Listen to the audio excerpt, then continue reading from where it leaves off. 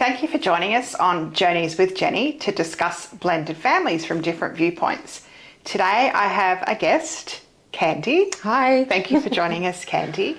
Candi's coming on to talk to us about this journey that she's been on, starting off as a child of a blended family herself, becoming a mother, becoming a stepmother, and then also becoming bringing a new partner into her already established family and seeing what that's like as a biological mother watching, and what impacts that's had on her parenting and her personally throughout that journey. So I think what we'll start with is what it was like being a child in a blended family yourself. Like, how old were you when, was it your mum and dad had separated? Yes, so mum and dad separated when I was about 3. My dad met his current wife now when I was about 5. I don't remember a lot of that happening. I can just remember her being in my life kind of since then. I think it was a bit tricky for her because she was a lot younger. So I think she was only about 19 when she became a step parent. So it was a bit of a transition for her. And then my mum and my stepdad met when I was about 8. And yeah, so I've had a great experience as a stepchild. Both of my step parents have been fantastic, supportive, but mostly friends. Because of my other parent has always been involved in my life. So I they have never needed to become like another parent for myself. They've just kind of been a nice guide, mentor, friend for me. So I've been very lucky. Wonderful. Very lucky, because I hear some horror stories from other people. I've got a lot of cousins and family members that grew up in blended families, and their experience hasn't been as nice as mine. So yeah, I do feel very grateful. It's very, very unusual. Yes. Which is interesting, which is what we want to talk about as well, because how did they get to that point? You know, like what got them to that point of being able to be friends? Do you think it was their age? Yeah. That they grew up as you grew up? Because how old was your dad? Like his new partner was 19. So his new partner was 19. He would have been like mid to late 20s, I think. So look, I think for her, as I mentioned briefly, it was a bit of a transition period for her. My mum has a lot of memories of what had happened that I don't remember, but it wasn't a very smooth relationship at first. I think there was a bit of jealousy from her behalf because my dad did have a previous life and a child who was his priority. So I think it took a bit of adjusting for her. She grew up in a family that was quite large. Her parents were still together. So it's very different for her. I think my mum had to have a few stern words with her to tell her to pull her head in. And from that moment on, she was fantastic. Wow. And have you got siblings yourself? So was it? So on my dad's side, I've got 3 half siblings. So whenever I say step or half, I rarely say that in life, but technically, yes. 3 half sisters, so 2 to my stepmom. Right. And then my dad had another child before he moved to Australia, before me. Okay. Yes, yep. So we need like a whiteboard to connect the actually, dots that's not for a bad idea. this family tree. So your mum became a stepmother as well? Because when you because my stepdad doesn't have children. So yes, yep. So my half sisters are a product of my dad and my stepmom's relationship after I was born. I see. Yeah, but we have a wonderful relationship. We're just sisters in my eyes. They're obviously a lot closer because they grew up together, you know, so they've got that closer bond than I do. But yeah, in my eyes, they're my sisters. And what was that like when you went to visit your dad, like stay with your dad? Did you have regular access? Yeah, I went every second school holidays from the age of 5. I started flying on my own from Canberra to Brisbane. Well, they moved to Brisbane very quickly after, so they probably lived here for maybe 7 months or something. I don't know if they moved because of the stern words that had to be said or whatnot, but my stepmom's family lives in Queensland. So I think she just met my dad when she was here on a trip and moved back there with a new man. Yeah. So what was your question? Sorry. What was it? I've forgotten the question myself. But where my mind was going was, what was it like going into your dad's house? On my trips. Yeah. Okay. So going up to Brisbane twice a year. Sorry, what's the flying- age difference between you and your sisters? So the sister younger than me is 8 years, or the next one below me is 8 years younger, and then the next one is 11 years younger. Okay, yeah. So yeah, I used to fly to Brisbane on my own as an unaccompanied minor. Mum would drop me off. I would be terrified and crying the whole plane trip. I'd be sitting at the back on my own with an air hostess supporting me on this trip. Then I'd get to my dad's and I'd need to settle in for the first couple of days because I really missed my mum. I was an only child to mum, and mum was still single at this point. Right. So it was just me and the two mum. of you. I still slept in my mum's bed till I was about 10. Yeah. I think. So like it was a pretty difficult, Yeah. pretty traumatic. I think the same for my mum, because I'd be ringing her every day crying, wanting to come home, and she can't do anything about that. But then I'd settle in, love it, and then I wouldn't want to come home. So then I'd go through the same traumatic experience, cry myself to sleep the night before I was due to get on a plane, to come home, cry when I'd leave, and then get home and I'd be really nasty to my mum for the first couple of days because I just wanted to be back at my dad's house. Like conflicting. Really conflicting, yeah, and that was twice a year that I would do that, but it was great. I would never change what I had done. Then when my sisters came along, it was even harder because I had these little babies that I was getting to hang out with, and I was an only child at home. So like that just made it a little bit more difficult until I had my own kids. Then once I had my own kids, I had no issue with this travelling. There was no kind of emotional tie. I was like, I'll see you when I see you. And actually, no, I think that change happened once I'd met the father of my two eldest children. Right. Actually, so it would have been about 14. Okay. Where I stopped going as often because I wanted to be here socialising with my mates and doing teen things, and I had a boyfriend, and there was always this plan that I would move to my dad's to do year 11 and 12. And I met my boyfriend in year 10, and that never happened. Yeah. So Yeah. but look, it was great. The trips were wonderful. My dad lived a very different life to my mum. My dad works like 2 or 3 jobs, always has done, likes to have material things, all the new stuff. And here I lived in a housing commission home. I had black and white TV for a little while, like in my bedroom. We didn't have the luxuries of what it looked like I had at my dad's. So I got to live these 2 very parallel lives for a short amount of time. But now what my little sisters do sometimes say is they think that my dad used to put on a bit of a mask when I'd be there, and he would be his best version of himself. And I can understand why, because you've only got this short amount of time with your child and you want to do the best. To impress you. But yeah, so that's always been a bit interesting that they see a very different side of him when I'm around. Even now? Yeah, I think so. Okay. Yeah. And what was it like when you'd get there, especially because there would have been long stretches of time between visits? Yeah. I mean, a lot of people in blended families, it's week about now, or it's every second weekend, or, it's a long stretch of time. What was it like when you'd get there and you'd have to adapt to these different rules? Because every house has different rules. Yeah, look, I don't really ever remember the rules being an issue. My dad's pretty laid back. I had the most rules at my mum's. Yeah. Dad, was very chill, very different background to my mum, different approach to parenting, and I could do whatever I wanted to do at my dad's.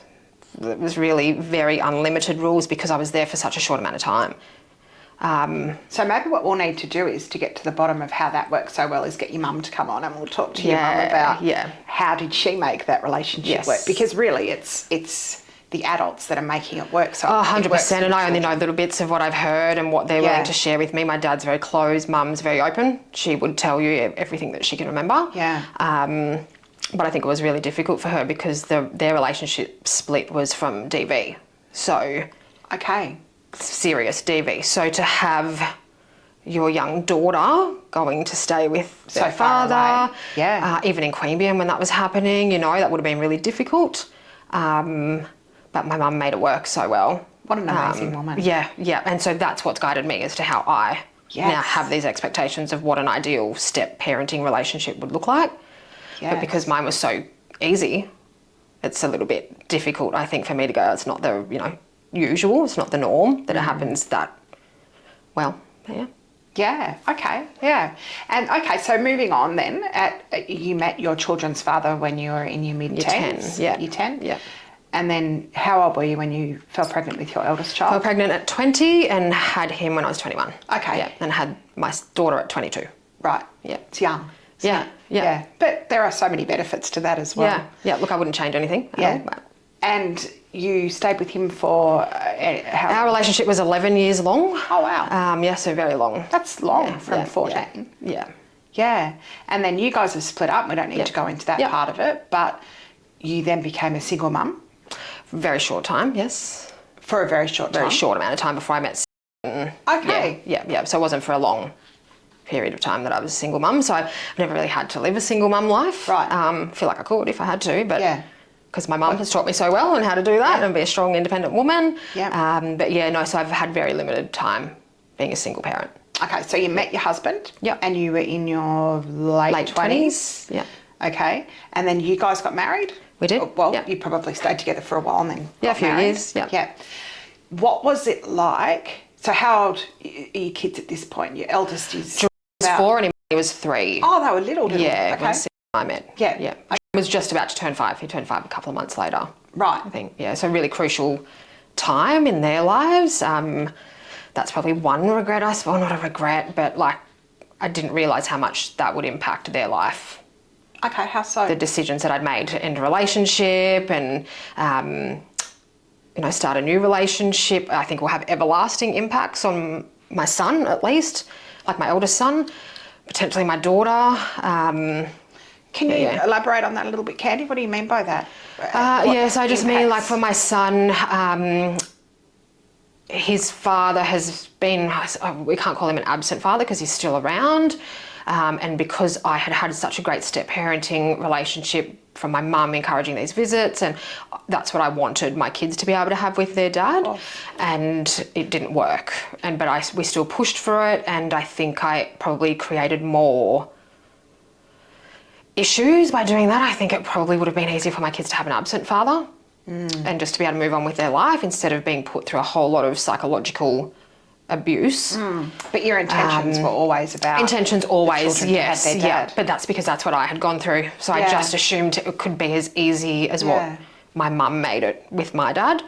I think that would be a really, I'm not even going to call it a mistake because it's not a mistake, a really easy path to fall into though, I think. Yeah. For any parent, because we all want what's best for our children. We'll do anything for our children. Yeah, absolutely. And it's only now that they're grown up that I can see that it wasn't the best, but I can't change that. No, you can't. All I can do is learn from it and give advice to people that might be in that one of the situation. questions that we're going to talk about, I was going to ask you was what lessons have you learned throughout this whole journey? So maybe that's a lesson that you can pass on to people that are going through it right now, that even though you think it is the right decision, maybe get other people to talk to you about it and get some advice about it, do you think? Yeah, and I think it's kind of that idea of, there's no manual to this. There is no Bible, there's no answers. What works for one couple doesn't work for another. Right. You've just got to find what works and hope you're doing the right thing and adjust if it doesn't seem like it's working, if there's any red flags. That's what I would, do if I could go back. Yeah. Though always keeping in mind too that everything that you did was because you were trying to do the right thing by the kids. Yeah. So once you met Stu, he has a child. Yes, but he does. Doesn't live here. No, he lives in New Zealand. So you became a stepmother as well. Yeah. So we have to get our whiteboard back out. There's lines everywhere at the moment. But that's a little bit different too because his son lives so far away. Yes. That it wasn't coming to visit. Look, I've only met his son twice in our relationship for very short periods of time, a couple of hours each. I think I'd be an amazing step parent because I've learnt from the best. I have tried to facilitate sometimes. So his ex had a pretty difficult relationship and his child's mother was very reluctant to let see child. Any presents we'd send over to him on his birthdays, I don't think ever got delivered to him. And that's a really normal thing too. Whereas for me, I was like, that's so strange. Like, what's the problem? So I actually reached out. One time we were in New Zealand, I reached out to his ex-partner to just go, look, I'm Candi. I just want you to know that, here's where I kind of fit in this relationship. I have kids myself. I'm a stepchild, so I just want you to know I'm not here to try to, overstep any boundaries or anything. I would love to be able to introduce or to son, introduce him to little siblings, and I'd be happy, you know, for you to come and be a part of that, if that would help. We could meet at a park, at a mutual place. It never happened, but that was kind of my intention. And then I think that kind of enabled a little bit of more communication from there. So Sid is in frequent contact with her, usually only around kind of milestone birthdays and Christmas kind of stuff. Did she respond to that? No, she read my message. She didn't respond, but that's okay. I think I'd even let her know, Yeah. I don't expect a response. I just want you to know that this is kind of my feelings, you know, and it's up to you what you do with that.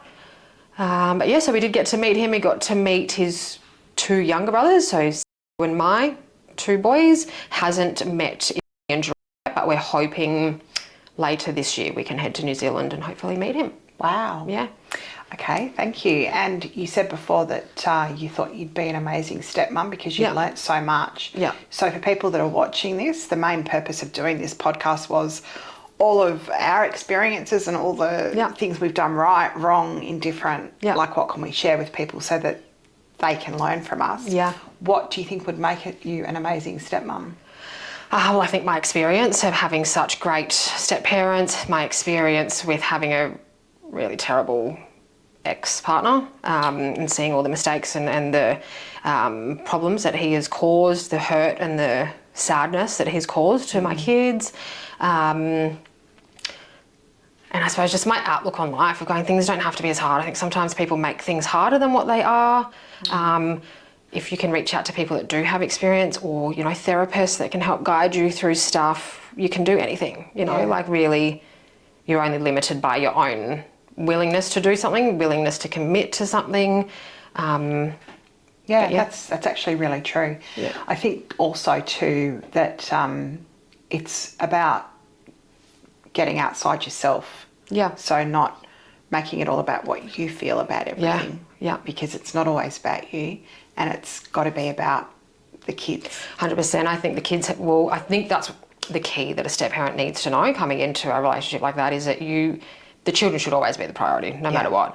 Your relationship with your partner, obviously, that's, you know, important, but the children have to be the priority, should be the priority, and should come first. It's funny because in one of the previous episodes I talk about this, but I actually say a little bit different to that. And I say that you need to nurture yourself and your partner because at the end of the day, your kids grow up and they leave and it's you and your partner that's left behind. And I think absolutely nurturing, yes, you need that one-on-one time. You need to be able to have a kid-free space. But I think a really important thing that I think worked well with my mum, and she might disagree, but she made it very clear with my stepdad from the beginning that I would always be the priority. Yeah. Of course, she loves him and she'd do everything to build this, you know, marriage and make things work. But she just wanted to be very clear with him that if it came to the crunch, I am the priority. And it never had to come to that crunch. And for a while there, I actually thought if they ever split up, I would live with my stepdad. Like I just think having seen it work really badly with my ex and my 2 older children, if he was able to put the kids first, a lot of this trauma that they will live with for the rest of their life would never have happened because they would have been the priority, not, you know, him being angry at me and trying to revenge me for leaving and me being, essentially I'm still the priority in his life, and we've been split up for 13 years. Wow. But I'm still this huge part of his life, which I'm sad for because he deserves to move on and he's stuck where he is. And I'm essentially ruling his life by doing nothing. Yeah. But he's never been able to put the kids first. And he being a direct parent, even, not a step parent. Yeah. Yeah. But yes, no, I absolutely agree. Nurture your relationship, that's important. Having time for yourselves away from the kids, if you can, if you've got that luxury of doing so. But yeah, just in my eyes is the kids. I think if the step parent knows that the kids are important, that they haven't come in and they sit above the children in any kind of hierarchy. Yeah. You know, the kids are equal to, but they are children, so their needs should always come first. Absolutely. Until they're old enough to look after themselves. And you know, that might be 18, that might be 30, who knows? But that's something that I do in my current relationship is that, yes, he knows that whatever happens, I will do whatever I can for my children. And how does he feel about that? Does he feel a little bit sort of like he or we probably shouldn't talk on his behalf, but Yeah. I know that as a step parent myself, if my husband said that, I'd probably feel a bit like, well, hang on, where do I go in the pecking order? I would feel a little bit like that. Yeah. So that's a lesson that I would tell somebody else going into it, step away from yourself a little bit, because I would take that, like, well, what about me? Yeah. But it's actually not completely It's about not. me. It's It's not got to about be you. about the little people. Yeah. And giving them emotional intelligence and building them into becoming the best human, best adults they can be. And to do that, they need to have great adults raising them. 100%. But yeah, look, see, I think we definitely struggle with our main topic that we disagree on is parenting. Yeah. Very different parenting styles, very different upbringings. And cultures coming to it. Yeah, of course, so many factors. Yeah. But parenting is our main concern. Yeah. So I think he does, if he had his, choice, things would probably be a bit different. But I think a lot of males and females, it goes back to the men are from Mars, women are from Venus thing, because we are so different. Yeah. And most people that I talk to about parenting is that they've got really different parenting styles. Yeah. And normally it's one is more an authoritative parent and the other's a more nurturing parent. Yeah. And kids play on that too, because they know if I go to dad and dad's a softie, he'll let me do it, or vice versa. But I really believe that is one of the main reasons that couples have disagreements is about parenting and how you manage your children and what you let your kids do and what the other parent disagrees with. Yeah. So that's a really normal thing. It's nice to know it's normal. Yeah, I think it is. Yeah. You talk to anyone who tells you the truth. People often say, no, it's great. Yeah. And when I first became a step parent, I remember going and getting all these books from the library and reading about it, because I like to do things like that. And it was all this, fantastic lovey-dovey stuff. And in reality, it was really terrible. I had a terrible experience step parenting to begin with. It got better. I think it can be such a hard job. Yeah. Again, I've been so lucky, but seeing plenty of other step parent relationships, it's like one of the hardest jobs in the world to come into an already set family, and you've got to build a new role. You've got to figure out what your role is. You've got to become that person. You've never done it, well, potentially never done it before. So you're growing this whole time. Yeah. What's it like watching parent your children? Like, let's go back to when they were 4 and 5. Yeah. Yeah. And it's a new man that's come into your home. Yeah. And the kids are allowed to jump off the lounge onto the coffee table. Yeah. Let's say. But for him, he doesn't like the kids doing that. Yeah. So was he, I don't know what the right word is, like permitted to tell them not to do that? Or would he come to you and say, Candi, I don't like the kids doing that. Can you stop them doing that? Look, it kind of changed over the relationship course. But at the beginning, he was like friendly and fun. And then as, things start to get more serious, he become more disciplinary, I suppose. Yeah. I don't like that. I don't like, well, to a certain extent I do, but I feel like there should be limits as to what that discipline looks like. He grew up in a family where violence was the answer. Kids didn't really speak. There was no back chatting. You're very respectful. Elders are always right. So it's back to that culture thing too. Yeah, the culture thing, and I just don't agree with a lot of the things. I feel like his ways are outdated because it's how he grew up. Right. Whereas I'm more kind of open to going, I grew up in certain ways too, but doesn't mean that's how I have to be moving forward. If there's better ways of doing things, like you'd mentioned before that you like to research things, I love to do that as well. So if I ever find something's not working, I want to jump in and find out better ways to make it work. And he's not like that. So yeah, at first I think it was fine.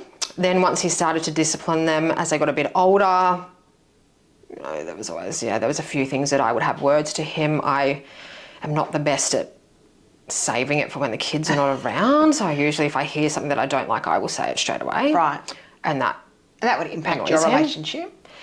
Yeah, it annoys him because he feels like we should be on the same team, and I agree, but when something like that happens and my kids are getting hurt or there's just things happening that don't need to be that extreme, I just can't help myself to not do something on the spot. Do you feel the same way? We missed this part, but you have two boys together. Yep. We skipped over that a little bit, but you've got two boys together. Yep. After you got married. Do you feel the same way if he disciplines, and I'm just talking verbally, disciplines the two? Absolutely. Any of my children. Yeah. Yeah. Okay. Yeah. Yeah. Yeah. So in my eyes, they're all equal. Like, there is definitely some things where I feel like it's hard for, because he is, like, my two older children's kid is not absent, but in a way he is. So he's trying to fulfill this job of parent, but he doesn't have the full reins to do that because I hold those reins pretty tight sometimes. But I feel like I only do that when I need to. It's not all the time. It's only when he's going a little bit too far. But yeah, so I think what I did notice once my two little boys were born, I was a little bit more aware of if I could see treating his stepkids and our kids together differently, and I would more favourably. Treating our kids more favourably, or like, you know, the big kids getting in trouble if the little boys said that they did something. Right. So I was just a little bit more aware of that, and, you know, I'd raise it if it was an issue, because I don't want my kids ever feeling like they were treated differently. Yeah. You know, I don't want it to feel like they're half anything. They're siblings, and we're a family, and doesn't matter who, you know, how you fit in the family, exactly. you are an equal part of this family. Well, that was one of the lessons that I've brought in a previous episode as well, because I treated my kids that my husband and I had together differently to how I treated my stepchildren. The stepchildren were treated more favourably. Yeah. Because I was worried, so worried, that I favoured my children more than my stepchildren. Yeah. So you got overboard. So I went overboard with them, and my poor kids got in trouble for everything and missed out on stuff because I was trying to. So there's that balance that you've got to learn and yeah. But it's good to talk about this, because people who are just starting out and they're in it. Yeah. I wish there were so many things I wish someone could have come and sat down and said to me and pointed things out to me. Yeah. But unless you know someone who's in that situation or has been through that situation, you don't know. You're just learning as you go. Yep. You're winging it the whole time and hoping for the best. Yeah. But I think if you're committed to being the best step parent you can be, you're already miles ahead of a lot of other step parents, and you know, you're doing the right thing. You're doing the best that you can with what you've got. And if you're willing to continuously improve, then that's the best you can do. You know, that's all. Very true. And it's also true going back to like when you buy your kids a present, and you know, you might have spent $400 on this present, but it came in a big box, and all the kid wants to do is play in the box and make a cubby house out of the box. Yeah. Because all they want is your time and the simple things. Yeah. And the memories and the experiences kind of. Yeah. They just want you, and they just want your time. Yeah. And I think we get really, you know, school holidays are coming. We have to go see a show, we have to go on holidays, we have to do this. They're happy to go to the park because they've got you, just you. Yeah. So it's bringing it back to basics, isn't it? With parenting as well. Yeah. Okay. If somebody was sitting here, well, we actually just answered this, but I want to hear it from you. Somebody was sitting here right now who was new to the game and about to take on the role as a stepmother. Yeah. And there's a biological mother who's not very pleased about this situation. Yeah. Would there be something in particular that you would say to this other female sitting in front of you about starting out? Oh, look, there's probably a lot of things I would say. I think, you know, if you as this new step parent on the scene could somehow arrange to have a bit of a chat with the biological mother, to just explain your situation, kind of like what I said I did before with ex-partner, kind of lay everything out on the table, ask for their advice as to how do they think you can be the best step parent as possible. What would they expect? That's great advice. From a step parent. Same with, you know, with your partner. What do they think a step parent's going to look like? And with the child too, to sit with, depending on the age and their capacity. That's great advice. But, you know, what would this role look like ideally? If everyone had their wishes, what would it look like? Can you fulfill that role? Do you want to fulfill that role? You know, can you commit to this or not? If you can't, then now's the time to get out.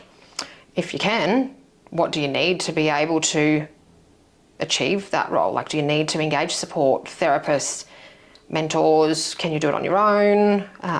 That's really and then good commit advice. to that, I think. Yeah. Really commit. If you're choosing to proceed with it, with everything, you know everything that's going to be involved, then really commit to that and do it, follow through, and Yeah. that's in an ideal world. It's great if we had a crystal ball and we go, okay, this is what it's going to look like in 5 years' time. But I mean, even if they could, meet up, ideally, if you could meet up regularly and go, what's our goals here for this child? Gosh, what is their priority that would be here? fantastic. Yeah, that would be ideal. But yeah.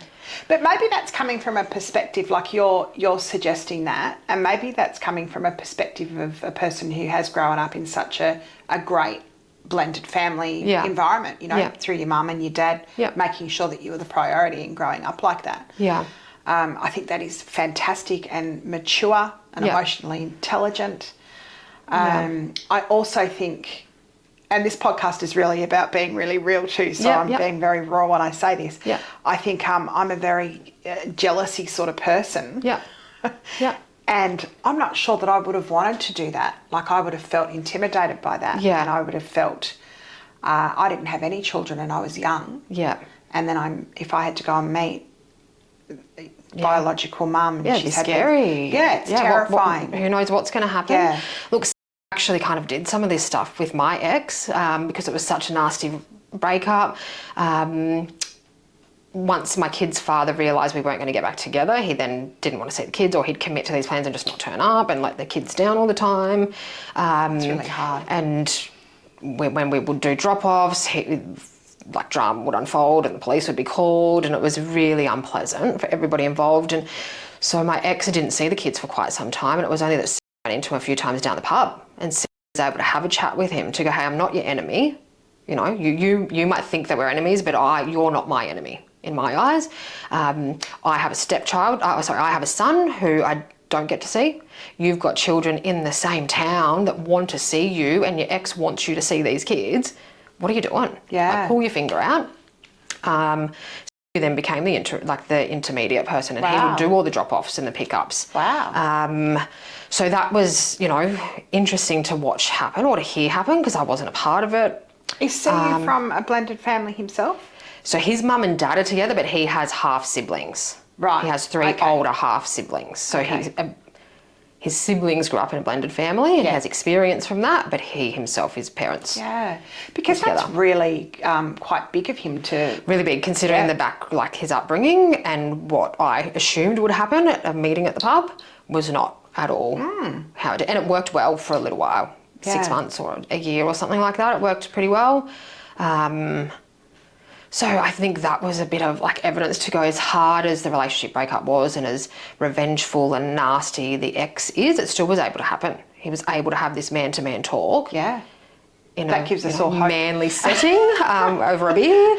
And it worked, for a little while. So yeah, well, that does give us hope, because, it sounds like your ex was not very happy about it all. No. So that shows that it can be done if you've got the right moderator and a person who's willing to be able to do that, who's close to the situation. I think, you just have to be open as that step parent. You have to be willing to kind of be vulnerable, I suppose, and put yourself in that position of going, I don't know what's going to happen here, but I want the best. Yeah, and it's going to make your life so much easier. So much easier. I think for old Jenny versus young Jenny, old Jenny would say to young Jenny, do that. Yeah. Put your vulnerabilities to one side. Yeah. Don't be frightened, because it's going to make life easier for every single one of you. Yeah. Yeah. And for my kids, because my own kids suffered terribly through being in a blended family. Yeah. Because they weren't able to see their siblings as often as they wanted to, and a bit like what you were saying, they were so, you didn't want to leave your sisters, and you were part of this home, and then you had to be pulled apart and go to this home. Yeah. And that actually is the same thing for the kids that live in the other house full time. Yeah. Your sisters would have gone through the same thing. Oh, absolutely. Yeah. And then I've got, an older sister in the mix that I didn't even meet until I was about 25 or 27 or something. Always knew about her. My little sisters didn't know about her. They only found out on a trip in New Zealand, and they'd met, I think my nana had said to them, oh, your big sister's coming. They thought it was me. And then this other girls walked in. Really complex family dynamics. there. But yeah, absolutely. My sisters went through it. Because they're making way for somebody, not somebody, but, you know, another sibling to come into their home. Yep, they were. And in their eyes, I was like this, you know, I was the big sister that you always want. Yeah. Did you feel pressure from that? No, I don't think so. I think I enjoyed that. Yeah. It's like the Queen was coming. Yeah, yep. I didn't take advantage of it at all. I loved it. I loved to be able to be the big sister because I always wanted a big sister. I always wanted siblings that I had. They just never lived with me. Yeah. So I got to enjoy that life that I really wanted for such a short amount of time every year. But yeah. Yeah. Okay. Now, finally, just before we wrap up, there's something I just want to ask you about. What do you think you need during this process? Like, if somebody's starting out, or even if you've been in it for a while, what do you as an individual need from this process? So what I mean by that is, do you need self-care? Yeah. And self-care, people always think, self-care means you have to go and massage or something. Yeah, $150 on a massage. It doesn't. No, do anything that you enjoy doing. You can go and sit out in the sun down by the lake, or so self-care. You've mentioned like getting outside support, like therapists or mentors or something like that. But is there anything else that you think that you would say to someone about what they need for themselves, male or female, step parent or biological parent? Yeah. What they need, I think they just need that, you know, drive to want to be the best person that they can be in this. Self-care, absolutely. You can never get enough self-care. What do you think self-care is like? Look, for me, you know, I like to have a couple of drinks, but I think it's doing whatever gives them, whatever gives them a chance to refresh and re-energise and, or, you know, sit down and do nothing. Whatever makes them feel good. Some people like to turn their phone off, put Netflix on, light some candles, and just be by themselves as well. So whatever feels good for you is that's, you know, obviously, yes. I think some one-on-one time with your partner is, you know, very important. And even if you haven't got, like, the kids are small and you haven't got someone to look after the kids, it doesn't once they're in bed. They'll fall asleep at some point. At night. Yes. But you need to schedule that time. Whatever time it has to be. Yes, absolutely. That's important. That's probably the top priority. Enlisting people that you need, or the support that you need, whether that's informal, formal, whatever. But I think the main thing is you just need to believe in yourself. If you have the right intentions, you know if you've got the right intentions or not. You know if you want to be a step parent or not. You know, if you've got the right intentions, then commit to that and believe in yourself. Good advice. Thank you. Well, thank you, Candi. It's been Jenny. Really informative talking to you, and thank you for sharing your story and being so raw and honest. If you have any more questions that you'd like to ask us, then you can send them over to our email address, which is journeyswithjenny2025@gmail.com. We'll try to answer those for you. And thank you for coming on this Journey with Jenny. Till next time.